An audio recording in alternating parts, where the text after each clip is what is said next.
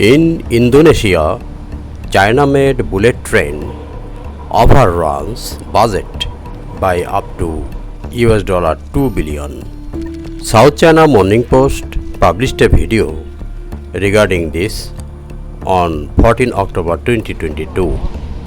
It says a China-made high-speed rail is costing more than expected.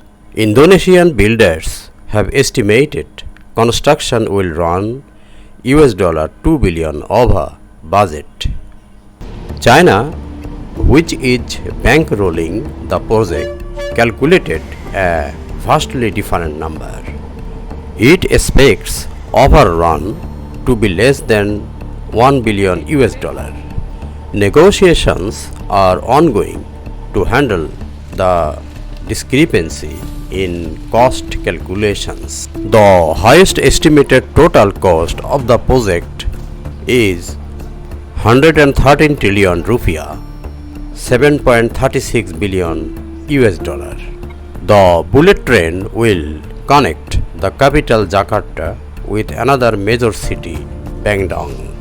It's part of China's Belt and Road Initiative to link the world through infrastructure and trade. This will be the first high-speed rail in ASEAN, and we hope this will increase connectivity between countries, such as further railway connections to airports and other high-speed railways. The rail is on track on launch in 2023.